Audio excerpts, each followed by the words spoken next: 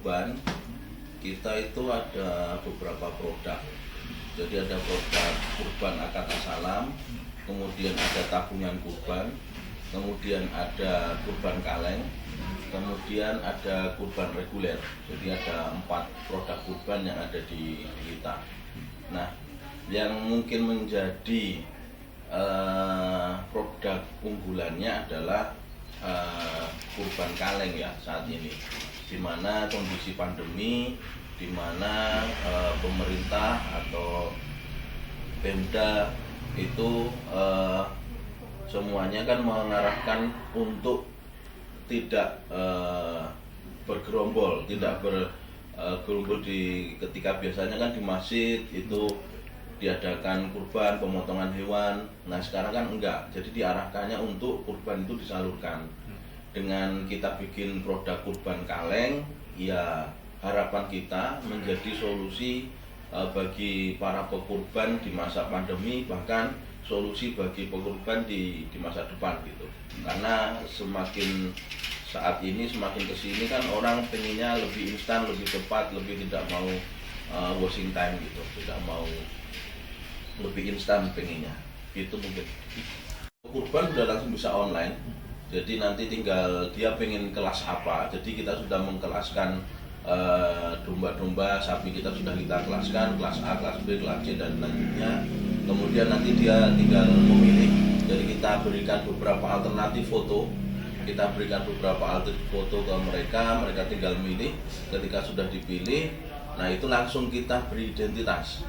Kita beri identitas si pekurban dalam bentuk kalung, kita kasih kalung di domba atau sapinya sehingga tidak tertukar dengan ternak yang lain. Kemudian kalau ketika nanti masa penyembelihan, masa pas kurbannya, jadi kita live streaming, kita siaran langsung, jadi si pekurban bisa melihat proses penyembelihannya dari A sampai Z-nya. Bahkan juga nanti kita berikan dokumentasi pribadi. Jadi per orang kita berikan dokumentasi. Jadi secara online mereka sudah bisa melakukan kurban, tidak harus datang ke farm. Kita ada beberapa kerjasama dengan pondok pesantren, yatim piatu, kemudian kita kerjasama dengan warga-warga sekitar yang memang mereka sangat membutuhkan daging kurban, atau ketika kurban kita bagi kepada mereka. Ada pondok pesantren, yayasan, yatim piatu, itu kita kerjasama sama mereka. Mungkin bisa saya sebutkan Tarbiyatul Yatama, kemudian Al Barokah, kemudian kalau dulu namanya Poskuro, kemudian pesantren As-Suhada. Nah itulah beberapa lembaga-lembaga yang kita ajak kerjasama untuk penyaluran hewan kurban. Iya. MT Farm ini tadi kita pemotongannya kita live streaming, kita siaran langsung, jadi pekurban bisa langsung melihat ternak pilihan mereka dari penyembelihan sampai selesai. Kemudian selanjutnya adalah perebusan daging, jadi dagingnya direbus lalu kita masak jadi rendang. Jadi ketika kurban kaleng ini kita buat menunya hanya satu, kita bikin rendang saja. Kemudian ketika sudah menjadi kaleng, dalam proses pengalengannya itu ada proses sterilisasi dan anaerob. Sterilisasi itu membunuh kuman dan bakteri. Kemudian aerob itu adalah ketika masih ada ataupun sudah tidak ada bakterinya, anaerob, jadi tidak ada udara, sehingga kalaupun masih ada bakterinya dia tidak bisa berkembang biak. Nah sehingga produk kaleng ini, makanan kaleng ini, rendang kaleng ini bisa bertahan sampai 3 tahun. Nah itu sudah kita uji di IPB.